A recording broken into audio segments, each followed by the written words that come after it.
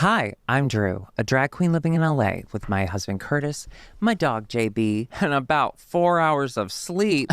Whoa, boy. Silly. I'm Grant, and I'm straight, and I live in Florida with my wife, 4 kids, a couple of dogs, and Drew's Musk. He just left. I miss you, brother. Yeah. You smell me, brother?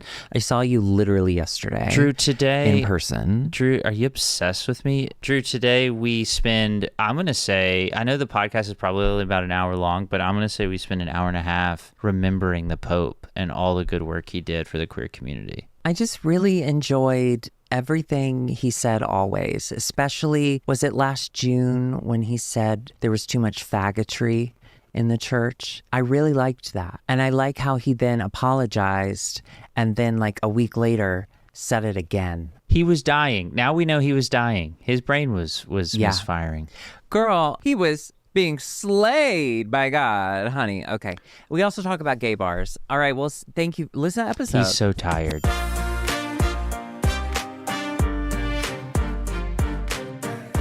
Okay.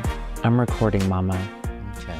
I'm recording the house down boots. I don't know what any of that means. It's okay. I don't either. Hi, I'm Drew. And I'm... Yeah. And I'm Grant, and I'm... So, Yeah. Drew, Yeah, Grant. how are you doing? I'm okay. I will say I can't see you anymore. It says your connection is unstable. What? And honestly, that's the best way to ever describe you. Unstable connection. Yeah. No, Drew, I was asking, you suffered a major loss. Yeah. I did? Wait, no, I always am. I'm so empathetic that any death feels like a death in my family. The Pope. Yes. The Pope died. May she rest. May she rest. Now, do you think she died before Easter and they just were like embarrassed? They didn't want to ruin the holiday? I think he did die on Easter, and I think that he was trying to upstage the Lord. He said, okay, so Jesus comes back. I'm going to die on that day, and I'm going to rise on his birthday. That would be quite the resurrection. I've had some strong wouldn't it? resurrections, let me tell you, but none that last more than that. But Drew, Of course, I was so sad to hear. And all of his poor little red guys with their little red hats. well, I wonder what they're doing. I wanted to say, have you seen Conclave? Because we know what they're doing. He wanted to say... No, I haven't seen it. Is it gay? You haven't seen Conclave? No. Why'd you say it like that? It was like nominated for a butt ton of Oscars. Did it win Oscars? I didn't see all of the Oscar movies, Grant. I have so much on my plate. It's I so have good. A podcast. I have a second podcast. Hey, let me ask you a question. And I've got a video podcast. Conclave has Stanley Tucci in it, who I love. Hot. Stanley Tucci, Hot. is he a little gay? Insanely hot. Is he a little, does he gay coded? He's gay coded, yes. Okay. I think he's just Italian. He's so insanely hot to me. I mean, he's hot to the whole world. He's a very interesting person. I like him a lot. But Conclave it opens with the Pope is dead. So it opens with the Pope is dead. No. Is it modern time? Yes, it's modern times. And so it could be this Pope. It could so be. They killed him. Okay, and Mr. Fines, he is like Rafe. Mm-hmm, he is the right-hand man to the Pope, if you will. And so he's running the conclave, the election of the Pope. And there's all these factions. And there's like... Oh, that's what conclave is. There's like a liberal faction who wants to... Boo. Well, they're gay affirming and they want to like... Boo. Okay. All right. So we're on the same page as that. But there's like a more traditional faction that's like man and woman in Hell marriage. Yeah, brother. If they're... Hell yeah, brother. So, no divorce and no abortion. We're gonna make life awful. It's so good. And I was literally, my kids were asking me today, Dad, so how do you get a new pope? And I was like, let me tell you. So Refines will lead an election. But I literally walked them through just the movie. Like, I didn't know. Yeah. Which you love to do. I do. And I do. You have passed that on to your daughter. Mm-hmm. I was lovingly held hostage, and we watched Tangled because I'd never seen it. I told her, hey, I've never seen that one. And she goes, it's great. I'm shocked you haven't seen that. Mandy Moore? I don't have children. Come on. When some boy, but well, no, That's it. I like the guy. I like the male voice. The guy, the Shazam guy. Shazam What's guy. his name? That's it, Shazam. What's his name? Zachary Levi. Yeah, I love him. I love everything he stands for. But Interesting take. So The Twinnuendo does not endorse every opinion Drew has. Yes, it does. No, it doesn't. I'm the gay baby. I'm the gay baby in the logo. So we're watching Tangled, and she is watching me like a fucking hawk. And oh yeah, Brendan made us those. Thank you, Brendan. Oh. Grant was for our audio listeners. We're not there yet. Grant was showing us. Okay, we're not there yet, so I don't know why you brought it up at all. Okay. Anyway, so she's like watching me like a hawk, and if I look down at my phone, she's like, "Oh, look, watch this part. Oh, you're gonna love this part," and it's a nothing part. And then we did, and I loved it. It was a great movie. She was right. And then we did Frozen 2, and it was a great movie. She was right. But I did feel like I had a little tiny gun to my head the entire time. And I said, this is Grant. This is Grant's doing. She got this from her father. Yeah. And sorry she enjoys stuff. Sorry she's passionate about stuff. She wants you to share her joy in all things. She's passionate about the Christ.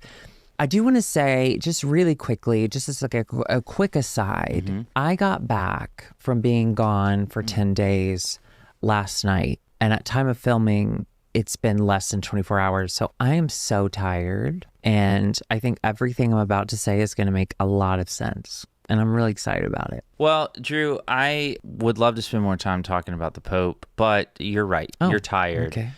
You did go to... I'm so tired. Can you just give us a quick update? You went to Costa Rica.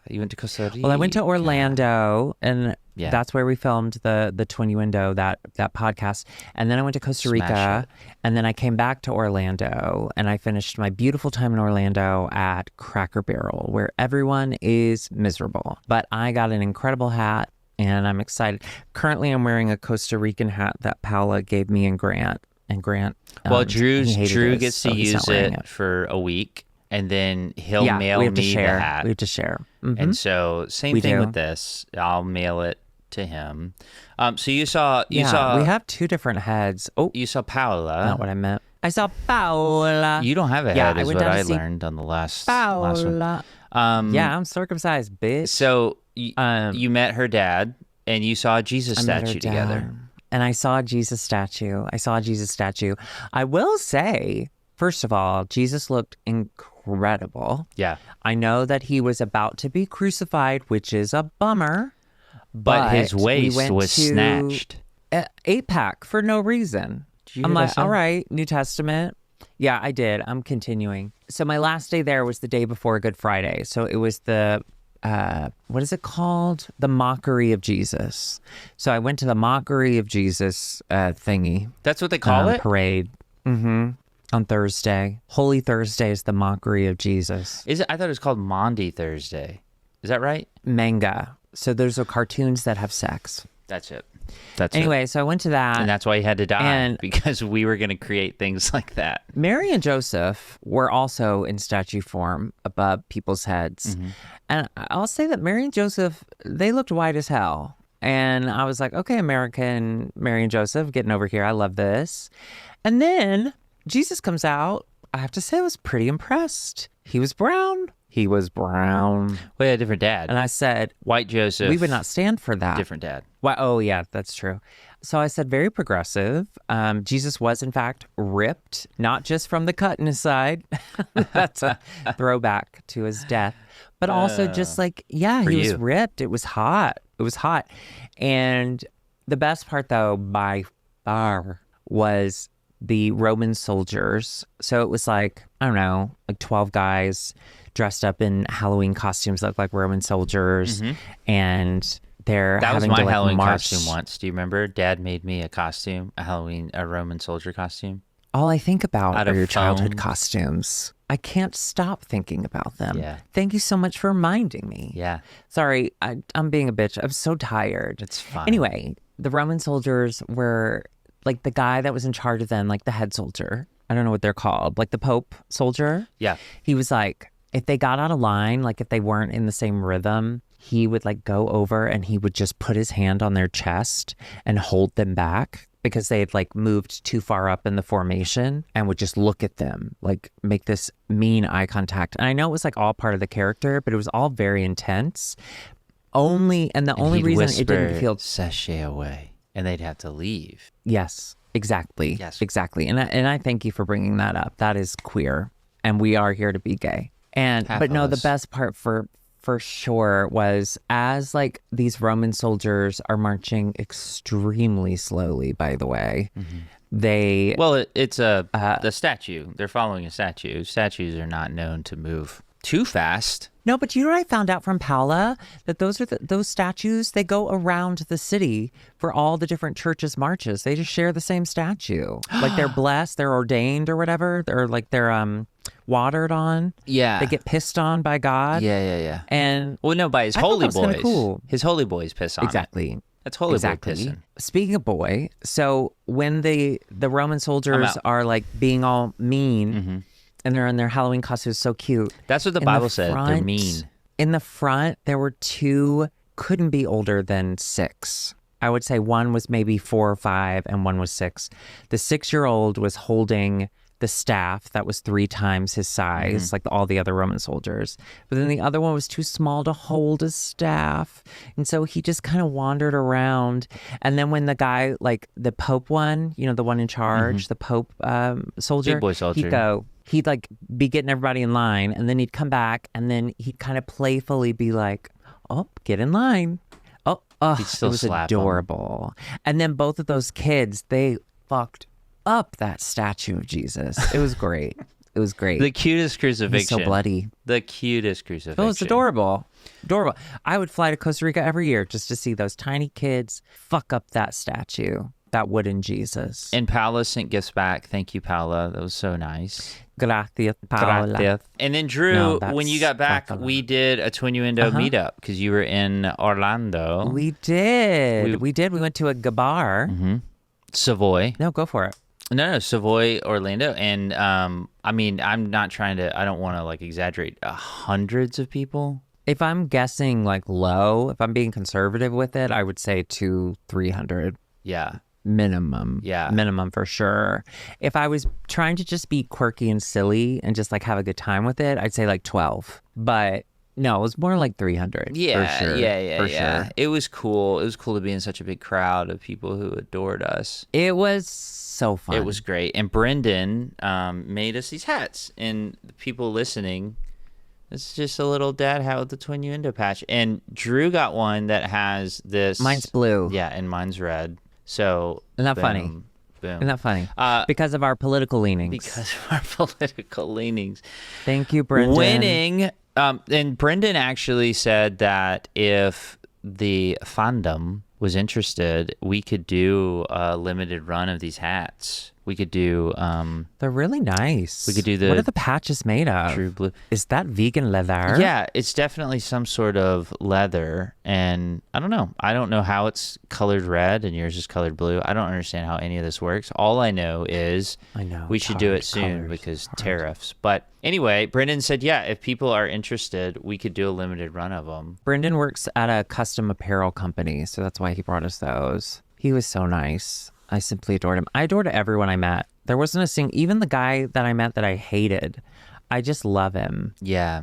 Everyone I met was great, and everyone had so much trauma. I love that shit. That kept me going. You love the trauma. Truly. I love it. I do. Well, Drew, speaking of Gabar, and I do want to say... Can I say really quickly? Please. I'm sorry. Please. I just wanted to be clear. Thank you to everyone who came out. It was top. I met Paula's dad in Costa Rica. I met my future husband in Costa Rica, and it was probably almost exactly that level of excitement for me. Okay, I can't say it was exactly because you haven't seen this man in real life, and he has the perfect hands. But if his hands were kind of ugly, it would be right there, right on it. Yeah, right on. His hands put it over the edge. That's still the strangest thing I know about you. Perfect. They look like sausages. No, it was really great. But strong sausages. I couldn't believe made of bone. I couldn't believe that anyone wanted to come and talk to us about anything. I know. I was I shocked. thought we were just gonna sit in that gay bar and just look real weird. I did for a second because we wanted to get there early so that if people did get there, we weren't not there. If you're early, you're on it. time. If you're on time, you're late, Drew. Exactly. And that's capitalism, baby. So we ended up like going out to this back patio and we just sat in the corner. We picked this table that was in the back corner. And I was like, oh man, if no one shows up, we're just two adult twins sitting next to each other in a corner. But then a bunch of people showed up. It was really nice. It was really, I had a blast. It was really, really great. And they're all my friends now. They're all our friends. Now I'm going to go to Savoy all the time. That's where I hang out now. I bought poppers for the first time. And well, you bought poppers with my credit card for me, and you bought the brand I told you I didn't want. And you thought that was hilarious. Pretty Actually, funny. I think Brendan sent me a video of you doing that, and it upset me so much to relive it. I don't know that I'll ever post it. You tried to make me your little performance monkey, and you said, "Go buy these poppers. Here's my card. I buy wanted you these to. poppers." I wanted you to buy poppers for the first time in your life, especially since they're about to be illegal. And so don't you want to buy something before it's illegal? I do. So I bought poppers. I bought extra autism. There's so many things I got to prepare. Yeah. And yeah, Thank God he's curing so it. I thought it was funny to buy the wrong thing on purpose. That's funny. So yeah, it wasn't funny to so me. funny. So Drew, actually, if we could jump into the topic, I know that is out of the ordinary for us to sure to do, but it's actually about where we were. We were at a gay bar, and you know, I know that you used to perform in these gay bars, and I also know that in the olden days, that young Twink Drew before you, I was gonna say evolved. That's not the right word. Melted into the person that you are now. Everything just kind of slouched. I'm interested in your relationship to gay bars and the experiences you've had in them and how important they are to the gay community and the safe spaces and such as. So I have so many questions I want to ask you. I want to interview you about gay bars. Someone who's been in a gay bar. Yes. Okay. I've been in gay bars. All right, I'm ready. It's easy. You just walk in and they go, "Are you gay?" And I go, "Yes." And they go, "Gays don't lie." Yeah. The last time I saw Grant in a gay bar was at Bar Redacted, and he came with the head pastor of his church who kept disappearing into the bathroom and kept making excuses as to why he had to go back to the bathroom. Okay. I just want that out there. We told this story already. He didn't go to the bathroom. He tried to, remember? Oh, yeah. But I exaggerate because I'm gay. Yeah, he really was impressed with a lot of what was happening in there. The wieners. So anyway, so it was exciting to see you back in a good bar. It was good to be back in. But the reason I thought about this topic was because when we were there, I know that you being in Florida is not the most comfortable thing for you. It's really not fun. No, I hate it. Well, you have a pretty public rivalry with Walt Disney World, the Disney Corporation. Yeah, I'm not anti-Semitic. Sorry. Sorry. Yeah, thank you for apologizing for that. No, but I don't know. We have a governor that really likes you and really likes he's so trans cute. people, and he wears heels, and so maybe he's so cute. He He's a whittle. But I know that you don't feel so comfortable, but when we walked into Savoy, which you've never been there before, you marched in with the confidence of a drunk bachelorette party singing a Celine Dion song. Like, you walked in like you've been there a million times, and like whatever's on the other side of that door, it's for you, and they want you there. Well, we got there not long after the bar had opened, and so when we walked in, there was literally no one in there. There's a bartender. It was just the bartender. It was just the he bartender. was cranking his hog pretty bartender, strong, though. Very attractive. He looked right at us the whole time, and he was just going at it. Loved it. He's like, I'm going to need just a couple more minutes. You're doing masturbation jokes. Sorry, I'm tired. You got to start using lingo I understand. Cranking like his hog? pulling on his giant cack. Well, I don't think I walked in with confidence. We were the only people there. And I thought, well, we can't like sheepishly walk up to the bar. He's looking at us. We just walked in the door. There's only one place to go. But remember, I got low. I tried to stay out of his eyesight. I just thought it was a knee issue. I know you've been having issues. But no, Drew, Yeah. I know so I have so many questions. And so Drew, growing up, I'll start from the beginning. Oh, hell yeah. Oh, yeah. I love talking about my childhood. Let's do it. When you think about your first exposure to the concept of gay bars, what pops in your head? Oh, I hope ours is the same memory. What pops in your head? Wait. Okay. Hang on. Again, I just want to remind you, I'm so tired. My brain's not working. Let me think. Can you give me a hint? Because I bet I know what you're referring to. It's a movie we've watched a million times. It was on TBS. A movie we watched a million times. It was on TBS a lot. Oh, The Birdcage. Older. Tu Wong Fu. Older. Some Like It Hot. Younger. Drew, 80s movie. 80s movie, comedy, incredibly inappropriate, but when you watch it on TBS, kids could watch it. Do you know when they show Showgirls, or they used to show Showgirls on VH1? They went in and they painted bikinis on all of them. Yes. That's so funny. That's fantastic. Yeah. I mean, Anyway, I still jerked off to it, but 80s gay bar? It's listen, the movie's is not about a gay bar. The movie's not it's not a gay movie. But there is a gay bar in it. And it's a joke. Well, yeah, it's that you said 80s, so I assumed it's either a joke or it's incredibly sad, or both. I have no idea, man. Okay. I have no idea what. What is it? Police Academy. That had a gay bar scene? Oh my God. Drew, the Blue Oyster. Yeah, I don't remember that at all. Oh my God. Mahoney, always up to his hijinks.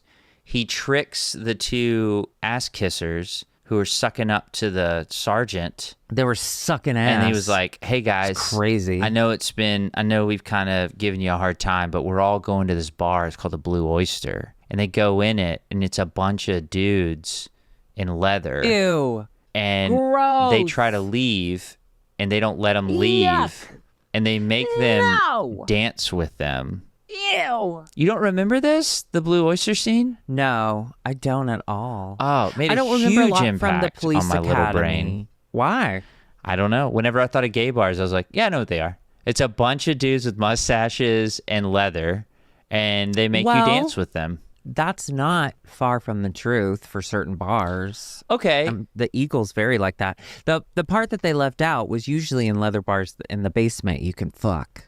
Were they fucking? They never went in the basement. Or were they just dancing? They never went in the basement, but the floor was moving unnaturally. Oh, yeah. Gay sex is very unnatural. So, you are correct. So, Drew, I have so many questions, and your point here just actually makes me skip ahead a little bit, which is what are the different types of gay bars? And are there certain gay bars that you're like, I like this one? And are there certain that you're like, I tried it once, no thank you.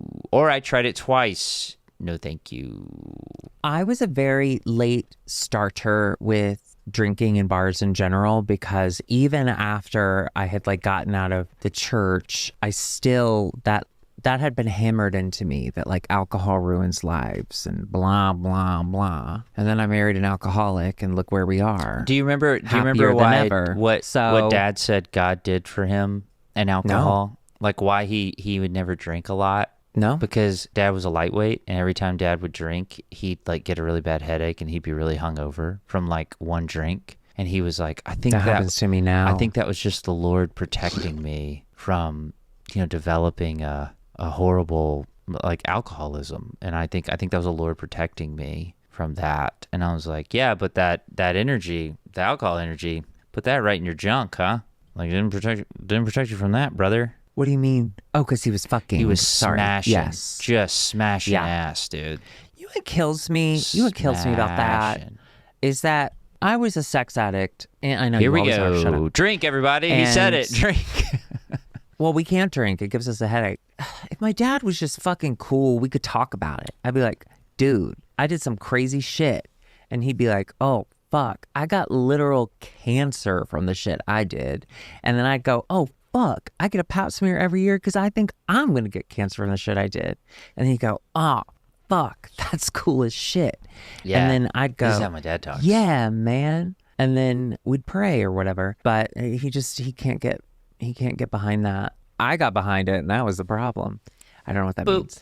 Anyway, gay bars. I got a really late start, so I didn't really start drinking until like my mid-20s, 25-ish. And I didn't like go to really 30. Yeah, and I visited like one or two gay bars in my time, but it wasn't until I moved to Chicago. And then when I moved to Chicago, I moved in with Rachel, and Rachel was a drinking girly. And we did a lot of that and went to a lot of gay bars. Mm-hmm. And then I started working in bars, which like where was your first gay bar? Go out as much. What was the first gay bar you ever went to? Where was it? Ooh, was it in Kentucky, Memphis, not Mississippi? I want to say it was either Connections in Louisville, which is no longer there, or Backstreet in Memphis, which is no longer there. It was one of those, but they were both experiences where I just kind of wandered around scared. I was going to ask, I don't even think what was your emotion going into that? Did you go by yourself? Yeah, I did. What were you hoping to happen the first time you went? Sex. Okay. Yeah. I don't know if you remember this. This was like 30 seconds ago, but I'm a sex addict, or I was, and I'm not in Drink, active everybody. sex addiction anymore. Of course, in my mind, I thought, okay, well, you've never been too popular in every world you've lived in. Now you're going to the gay world, and you're gay. So, like, you're going to make so many friends. I just had this idea that I would go, and I'd find my clique, and we'd drink and we'd giggle and we'd bang, and that is not how it happened for me. But it was really, it's hard to explain because this was before we had like social media and internet, like real internet, like internet we use. Okay. We used to use internet for printing pictures at the library. How old that used to be all we did. Eagles live to? We would ask those questions. Old enough. And that's all the internet would know. Going to a gay bar for the first few times is really nerve-wracking, but also so exciting. It's what I assume people who find a queer online community now must feel. Even though I didn't go in and immediately they welcomed me with a parade, even though it was just kind of me wandering around a bar, I was seeing other gay people in Memphis, and we were all in the same place, and they could see me and I could see them. And that was really exciting. I think there's a real power that was it like a communities hold. Was it was it like I mean, your coming out story, we've heard it. Boring. We're over it. I'll tell it again. So I was 14. Yeah, and then I'll skip ahead. And he was a sex addict. Hell yeah, brother. But you had no control over your coming out story. And going to this gay bar, do you think maybe that's one of the reasons it was so empowering to you? Is like, this was you choosing to like walk in and say, here I am. This is my community. This is who I am. Maybe.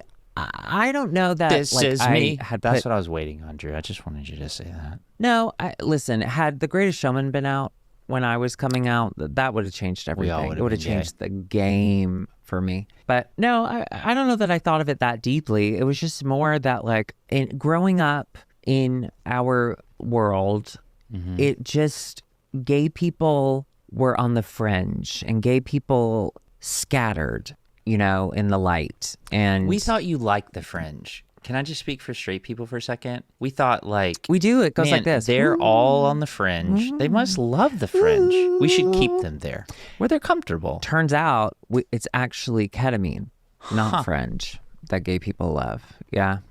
Anyway, I want to lie and tell you that I remember exactly how I felt. I don't know. It was very meaningful in the fact that it wasn't a huge life-altering experience. The fact that I just went to this bar where all these gay people were, and they just went to the bar, and we were all together, and then I went home. It was so normal and mundane in some ways that I think it was really meaningful that maybe this gay thing isn't like an underbelly thing that I was taught. It isn't just gross people. I mean, there were gross people there. Don't get me wrong. I don't know. Are you trying to say gay people are just like the rest of us?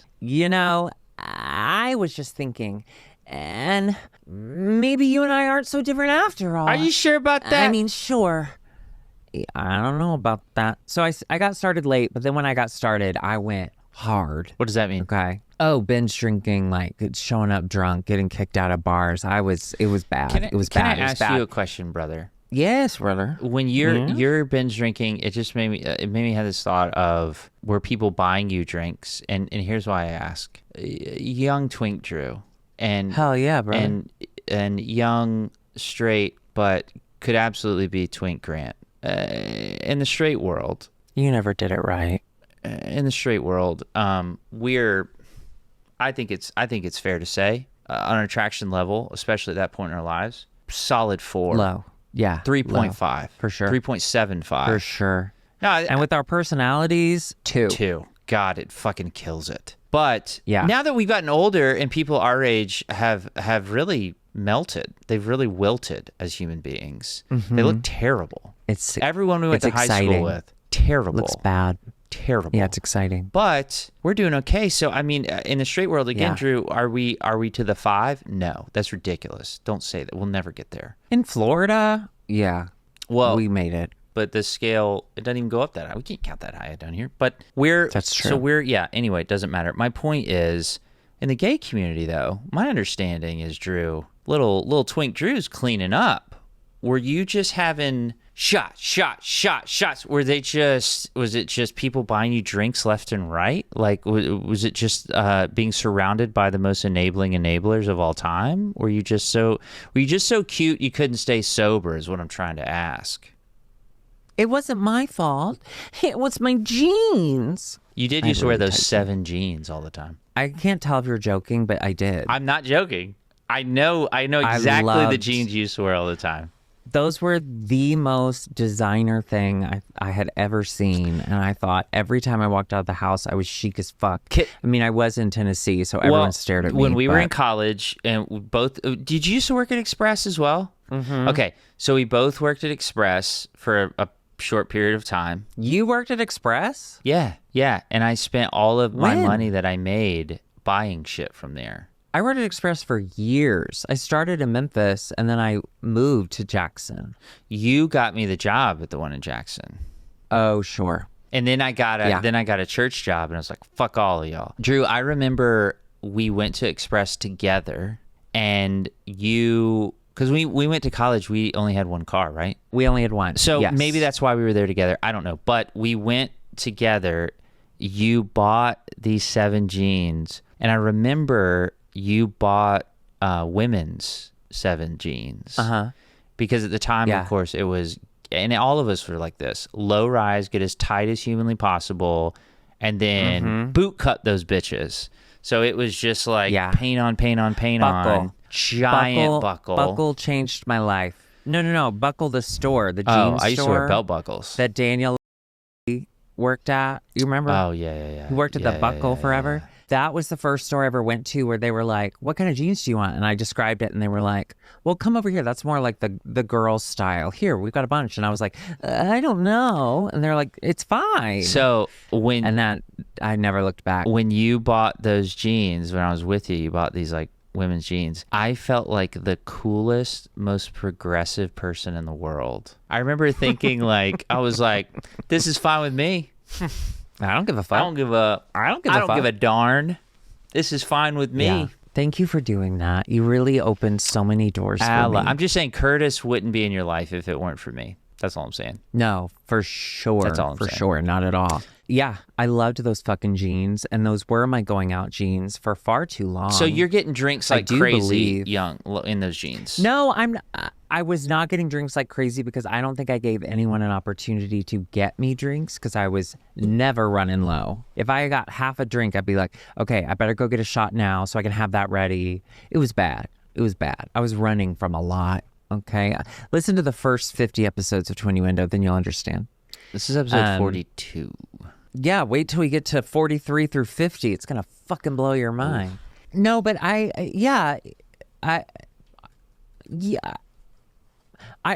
Good point. Salient. I was attractive twink, and so yes, I always had some sort of attention, but I didn't realize Okay. Because my entire life I'd been told how disgusting I was and just how gross gay people are. And I just thought, oh, Drew, I'm sorry. ugly. I didn't know. My conversation skills weren't great as a kid. I didn't know what else to talk about. So you're gross. Gay people are gross. It was there. I did appreciate the consistency though, Grant. Yeah. I didn't have a lot of consistency in my life, so thank you. No, and then when I went to Chicago, I fucking loved it. Roscoe's was my first, like, if I had to describe who my home bar was, I would be like, Roscoe's. That's where I go. So what was it like? What was Roscoe's like? So the only bar Roscoe's is still there. The only bar I saw you in was Bar Redacted. And I was working. And I know that that's a different type of bar, right? It's a video bar, right? Yeah, I mean they're all gay bars, okay? They all basically do the same thing. Okay. There are specialized bars like leather bars, which sounds like you're very familiar with because of Police Academy. Blue Oyster. Except for the like forced dancing. I don't know that I've ever been in a place where people were forced to dance. Just because most of the people I go with, we're always looking for an excuse. You know? Don't twist my arm. You know? Don't twist my arm. I'm going to boogie. Anyway, I'm tired. I'm sorry I said boogie. Yeah, for the most part, they're all the same, just different vibes. You know, like Roscoe's was where all the like the younger people would go. And we always thought as Bar Redacted as like the old people's bar, which is so funny because like now I'm like, it's not old. People are so young. Well, it's like Sunday, you looked up Savoy and the description was like older gay men, like just chilling. And you were like, this is my bar. This is for us. This is where we're supposed to be. Yeah. Yeah. And by the way, they were. When people started twinks. Showing up, they were like one of them. Older. One of them. Like us. One of them came over to me to playfully chastise me for leaving my phone on the table. Did you hear that? Oh, yeah. Yeah, he was funny. It was pretty funny. And it's like, that's what you do when you're that old. Anyway, so this bar, Roscoe's Young Bar. Yeah. What was it like? It's got like the front. Next time we're in Chicago, I'll take you. It's like the front bar is similar to Bar Redacted in that there's like TVs everywhere, and it's just actually when I went, they redid it. They've since redid it, but the first time I went, it was it was like kitschy. Okay, like above the bar, there were just a bunch of birdhouses. It's like if somebody went to like a Cracker Barrel and took everything off the wall and then just put it in a gay bar. It was really bizarre. It was really bizarre. Cracker Barrel at night. Cracker Barrel after dark. Correct. I think the birdhouses are gone now, but yeah, the front is just like playing music videos and stuff. And then there's kind of a middle that takes you back to the dance floor. The middle is usually where I would throw up because I was either on my way to the dance floor or leaving, and the middle was just a great place to throw up because they had windows. But yeah, it's just like a normal bar just with like gay music playing. Gay bars are loud remix pop song bars for the most part. And then of course you have like different nights, or, you know, you'd have different bars that maybe are better known for certain things. You know, like Bar Redacted has like musical nights and they're like known for that. Mm-hmm. So yeah, it just kind of depends. I think probably pretty similar with straight bars, right? Like straight, well, I don't know. Well, okay. So I wanted to ask you then on that note. I know that you're saying like, well, gay bars, it's just like a straight bar. Like it's there's dancing. There's always someone throwing up just in the middle of the dance floor. Yeah. And crying. It's fine. It's a normal thing. But Drew, I guess kind of going back to when you first started going and maybe when you found Roscoe's at Chicago, what does it mean to a young queer kid, especially coming out of a space like Mississippi and Kentucky and Tennessee, to find a place like that, and it's like this is your home bar? What does it mean for them? I can say that for me, no, speak for every young. I can only speak from my side of the street. Everyone. I was a sex addict, and in 12-step, you're taught to only, you know, you can only speak from your own experience. For me, part of me, I think, I don't know if you remember this, Grant, but when church people would talk about liberal cities and big cities and, you know, it seemed so scary and not safe. And the idea that there was like a place where gay people could openly hold hands on the sidewalk seemed so outrageous to me. And so moving to Chicago finally at like 25 and having this regular hangouts gay spot was unreal. It probably didn't help with like the fact that I was so unstable due to, you know, everything that's happened to me. Again, listen to episodes 1 through 50. You're going to love them. But yeah, it's just a sense of freedom that I can't explain. I mean, it definitely isn't great that gay bars were the kind of start of gay culture. It gave people a place to go underground to meet. So then as we were able to be more open, gay bars continue to grow and be like the meeting spot. So I don't love that like it's all alcohol related, because it's probably not great for a bunch of queer kids from small towns who have been told by their family that they're going to burn in hell forever to immediately then spend all their time in a bar. Probably not the best, but I'm thankful for it. Like it was incredible. And I remember like even after I'd been in the bar biz for years, I was so That's what you called it too. Excited. The bar biz. Every time I was so excited. Come home for Christmas, you'd be like, the bar biz. Oh, let me tell you. Y'all wouldn't get it. Y'all wouldn't get it. I'm in the bar biz. Do you have any snacks? You have any snacks? Oh, no, that's a bar thing. Nothing that's in, the bar biz. Bowls okay, that everyone put their hands in. You got some peanuts that everybody's already been touching? Nope. Okay. All right, bar biz. I got kicked out of Little Gems, which is not there anymore, because it was like this old dive bar. And I got kicked out of Little Gems because I wouldn't stop playing Carrie Underwood on the jukebox. Anyway. Hang on. You put money into it. Yeah, a lot. I put a lot of money into that. And they kicked you out. That's amazing. And they were like, you have to leave. Even after I'd been in the biz for a while, I remember getting excited when you were coming and you were bringing the pastor with you. And I was like, even though this is not a life they understand, I'm so excited for them to see how like big and vibrant the community is and how a little too vibrant. I think that's if you ask me. Tone it down. Okay, don't put it in our face. You say that. Don't put it in our face. You say that, but not the pastor that you brought. Yeah, he wanted it. He loved right it in his face. No, there was all just jokes. like Please don't sue me, dear God. I was so excited to show it off and to show these straight religious people that like, hey, we've got our own community and we're not hurting anyone except each other. And then with working in a gay bar and just seeing how everyone is so connected and everyone takes care of one another. And it really is like a lovely community. Do you like the people who work there? I remember the first time visiting Bar Redacted and everyone that worked there was wonderful and everyone I met was wonderful. Do you remember what you did to me the first time I came? The little stunt you pulled, a funny little prank, funny little stunt. So Grant, I was binge drinking at the time.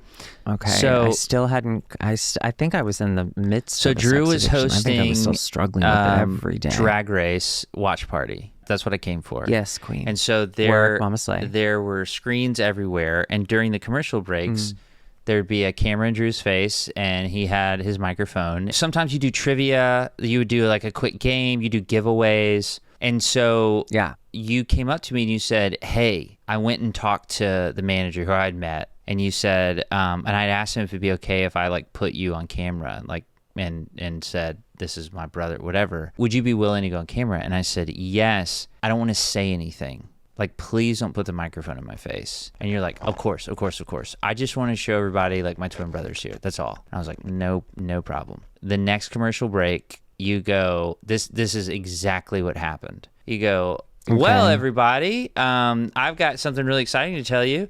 My twin brother is here. He is a pastor from Tennessee. And you got right in my face and you go, what do you think about all these gays? And then you stuck the mic in my face. Like right in my face. The one thing I asked you not to do. And I do it again. No regrets. And I said, what'd you say? I said, well, there sure are a lot of you. And then everyone started laughing. And then you got really emotional. This is binge drinking, Drew. I was binge drinking, yeah. So you finished your thing. And then when it went back to the show, you got really sincere and emotional with me. And you're like, you're so funny. That was so quick. I tell people all the time that you're so much funnier than me. You're so quick. I do think you're funny. You're so I think funny. You're so funny. fast. I do. And I just wish I just wish I could like think that fast. And it's just like, yeah, you said the thing and I said the thing and you were like, there sure are a lot of you. And you hear everybody laughing? And you were so sincere. I was like, all right, Drew's not here anymore. And then you still decided to be a pastor. Can I tell you? You didn't quit on the spot. No, can I tell you? Great. I was so happy in that moment. I was so happy with myself that I made everyone laugh. The next time I came, you fucking did it again. But this time... Funny. Because I didn't remember the last time. But this time I had the confidence... of 1,000 suns. It didn't go well. I don't remember what you said. I got to be honest with you, Grant. That's bar redacted. You never know what kind of crowd you were going to get because it's the out of town bar. You put the mic in my. You said something. You put the mic in my face, and I made some sort of joke that was a callback to something you had said, and I was like, "This is gonna be great" because Drew's already said it. It's just a little callback. Let's say, of course, the line was "Waka Waka," and so you like put the mic in my face, and I go "Waka Waka," fucking crickets. Crickets. Yeah. You were so mean to me. You turn, there's like a little tequila shot boy. He's wearing that's his legal name. like a jock strap that has a little sleeve in it for his boner that he had to keep going in the closet and working up with another guy. No, that's it's a cock ring. I'll show you later. Okay. He was like following you around during these little segments. You turn to him when it's like crickets and like, fuck, what is that movie where this happens? I'll think of it. But you turn to him and you just are like, ah, like you start laughing so hard. And you said something like, well, there can't be two comedians in the family or two funny people in the family, something like that. I stand by it. The whole bar was like, yeah, fuck that straight guy. Fuck you. Yeah. And it was... Now, listen, no regrets. No regrets. It was brutal. I like both of those things that I did. Both of those things brutal. that I did. And you know what? Hearing that story makes me think, maybe I should be drinking again. I think I'm going to start binge drinking again. Do it. Anyway, Drew, can I ask you, Yeah. we have a younger audience that I don't quite understand why they listen, but we do have some younger people in the audience. Because we're like their elders. Their grandparents have just died and they need new grandparents. So we're them. I'm Pawpaw and you're Peepaw. Listen, Peepaw here, wear your seatbelt. I know you think you look cool without it and your car just beeping at you the whole time you drive. Wear your seatbelt. And Peepaw I gotta out. say, here, it's your Pawpaw here. Pawpaw here. Don't listen to Peepaw. He's a little bitch. He's not funny at all. You did this again. An entire you bar did it again. laughed at him. How could you have done Don't this? wear a seatbelt. How could you have look done cool this? As shit. Anyway, how could you have done this? so okay, so I'm young, I'm brave, I'm queer. Bruised. It's time to You're who you're meant to be. I don't know if I'm bruised yet. I don't know what my experiences have been. Jesus Christ, Grant. So now I'm going to the Gabar. What's your advice? What's your advice? I want to find this freedom. I'm coming right out of Kentucky, Mississippi. I'm coming out of these really progressive areas like Clinton, Mississippi. What Home of Lance Bass. What do you you can listen, kids. Hey kids, You have listen internet up. now. Listen up. You have what I didn't have, where you have the bar social media and people talking about bar, and your favorite drag queens are coming to bar and you can see where they're coming, and so you go there and that's bar. But I think most importantly, know that everyone there, even the mean bitchy gays, are all just the same fucking queers who have been through the same shit. And you don't have to feel like you have to put on a show. This is the one place where you really don't have to. And the people who are judging you for not putting on the show they have not been to therapy yet. And they are probably doing a ton of ketamine. So ignore them completely and just go live your life. Don't binge drink. You will get into a fight in a 7-Eleven and the police will be called. So don't do that. Take some poppers. Drink responsibly. Let your butthole get loose.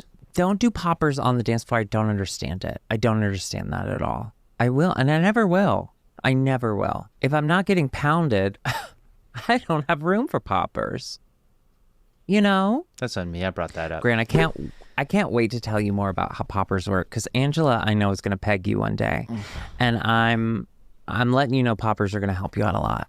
Well, we already missed our anniversary, and that was the last time. So Drew, I just have a couple more questions. You've been in so many gay bars, so many of them. Yeah.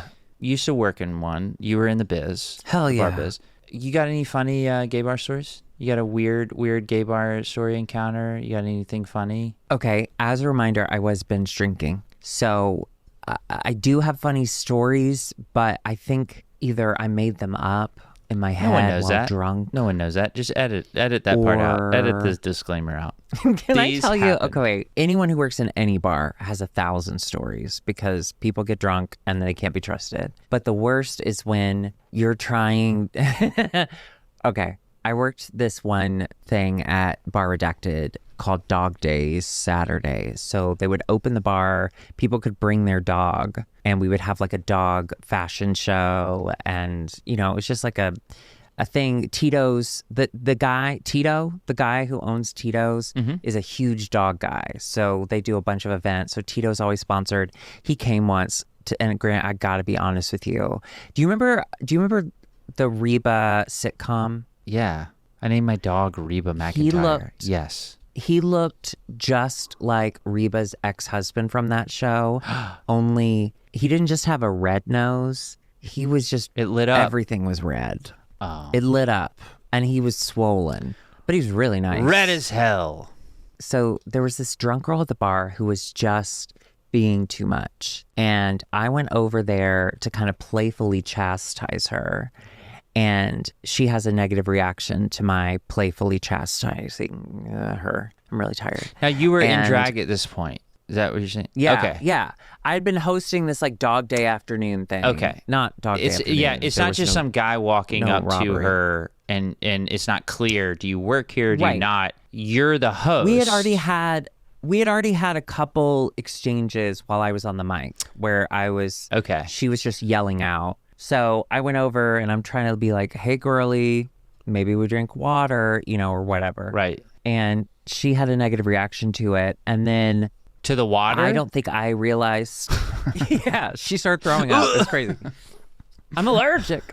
No, so I'm also very drunk in this moment. It wasn't until I'm in the middle of it that I realized that I was also not available for this conversation because as soon as she has a negative reaction, like whiskey drunk Darby takes over. And I was like, well, fuck you too, bitch. We're not like yelling at each other, but we're just like drunkenly talking in normal voices, saying horrendous things back and forth. Okay. Until finally her friend, you know, I'm saying like, I'm going to get you kicked out of this bar, you bitch, you know, but I'm so drunk that like I should be kicked out of the bar, you know? And I remember one day, at the time, very publicly. One day, her friend came over and her friend clearly was not the drunk one. And he was like, listen, I think you're so funny.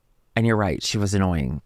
But like, you're really out of line as well. Like neither of you are okay.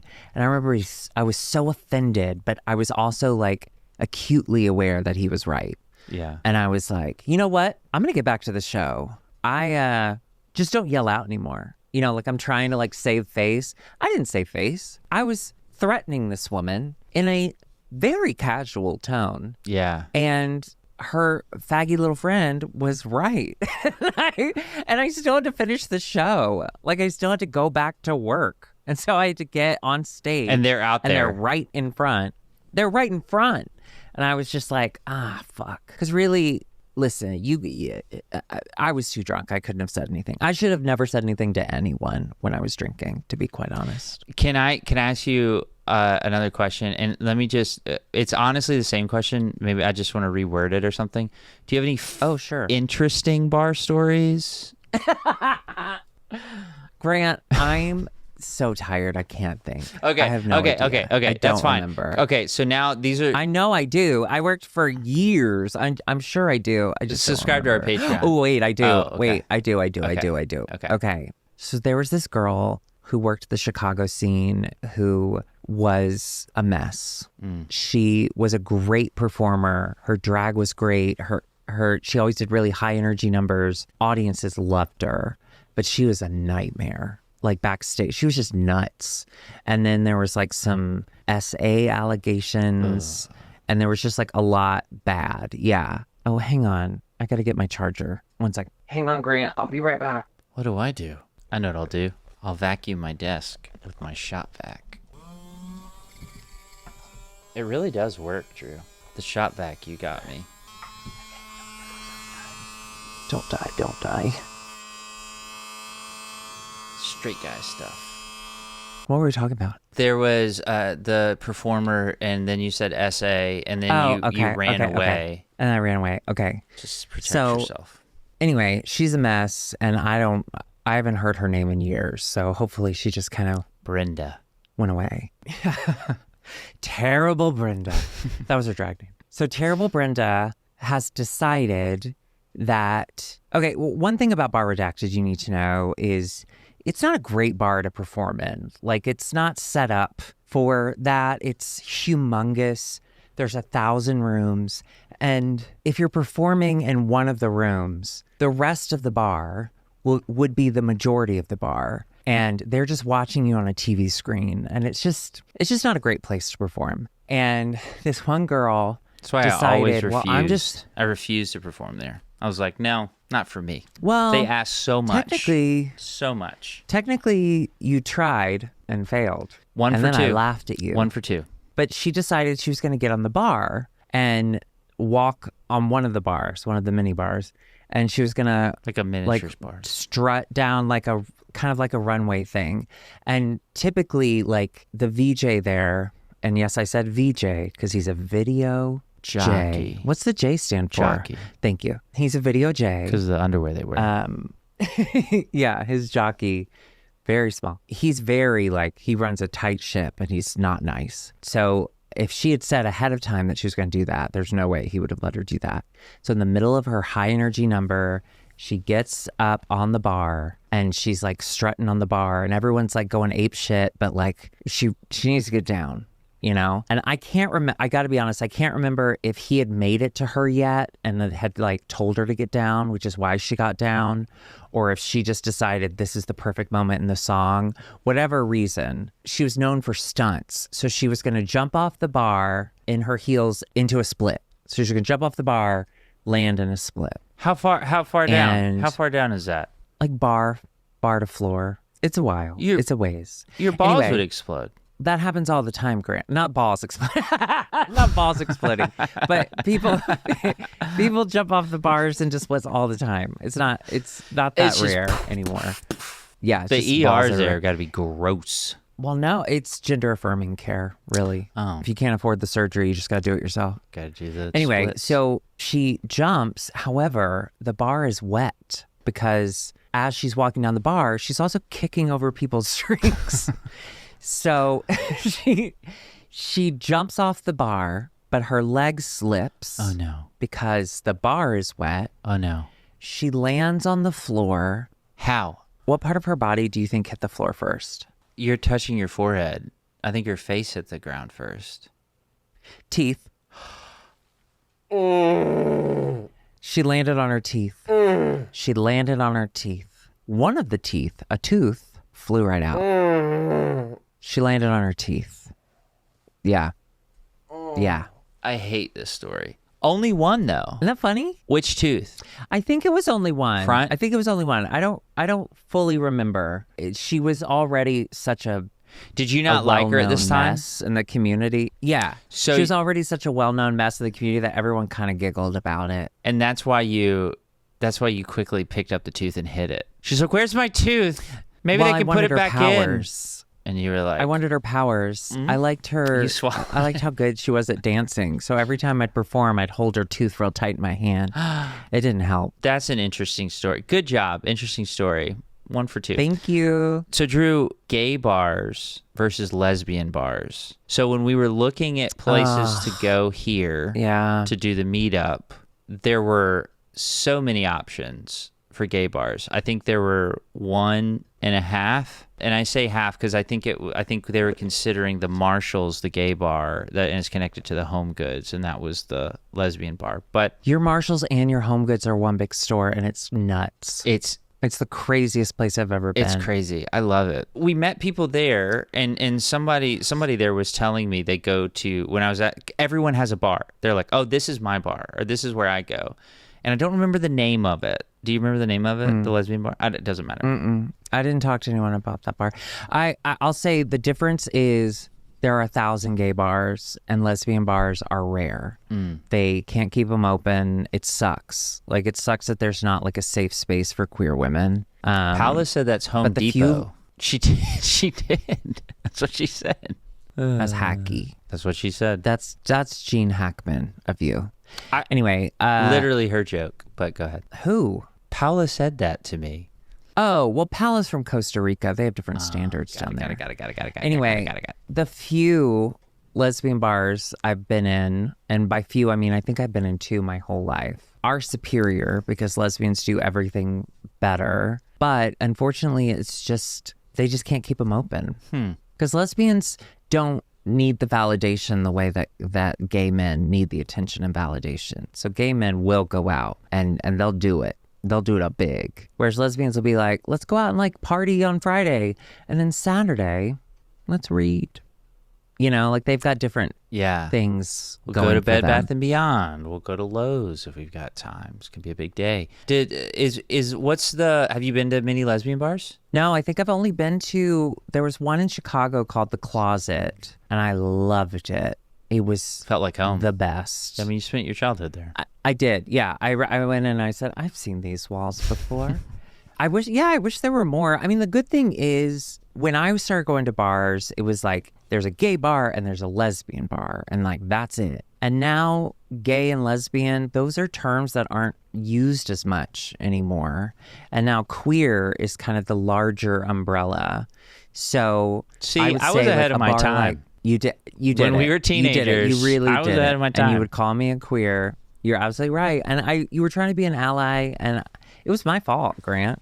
It was my fault. I misread the situation. No, but like I would say a bar like Berlin that is no longer there, unfortunately, is more like a gay bar or a queer bar. And I think that's kind of becoming the norm. Okay. Like my favorite bar here, where Fat Slut was, Precinct in downtown LA, that's a queer bar. When you go, you see a mixture of everybody. Yeah.